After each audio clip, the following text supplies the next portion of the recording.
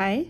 In this video, we're actually going to be doing a lot of review. We're going to review a couple of concepts that we've already learned about, but in a new context, in this case, where the context is going to be clothing, okay? So we're going to review some things we already know about verbs, and we are going to review, let me show you, some things we already know about adjective agreement, but like I said, this time in a different context with different vocabulary related to clothes.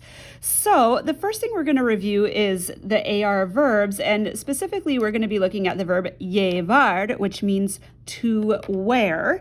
So to conjugate that verb, it's a regular AR verb. We have the stem, llev, and we have the ending, ard, right? So to conjugate the verb, we take off the ending, that leaves us just with the stem, and then we put on the other ending that we're looking for. So let's review those AR verb endings. I wear, yo llevo. You wear, informal, the informal register, tú llevas. You wear, in the formal register, usted lleva. He or she wears, él o ella lleva.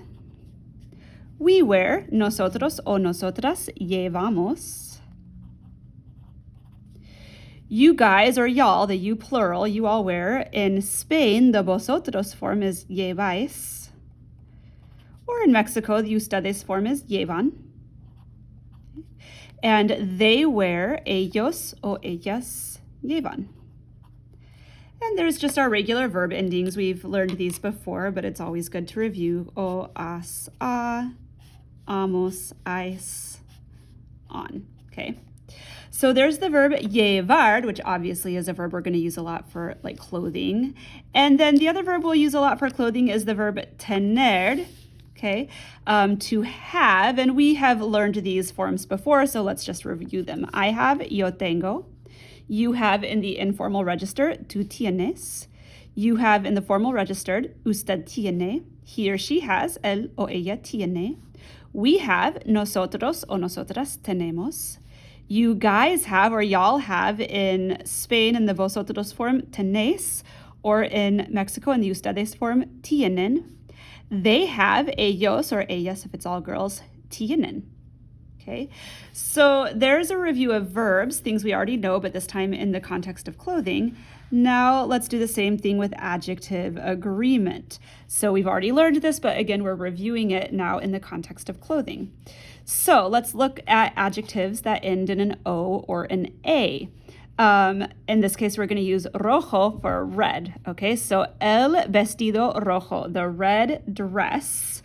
And because el vestido is singular and masculine, rojo is also going to be singular and masculine. La camisa roja, the red shirt. This time, la camisa is singular and feminine, so roja is also going to be singular and feminine. Los zapatos rojos, and now it's plural, the red shoes, and masculine, so rojos. Las manoplas rojas, the red mittens, okay? And because las manoplas is a word that is plural and feminine, rojas is also going to be plural and feminine.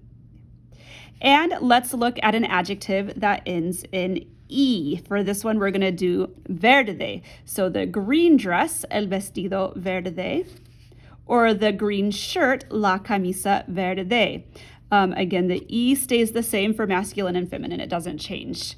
But it does change for plural. So the green shoes, los zapatos verdes. Or the green mittens, las manoplas verdes. Okay.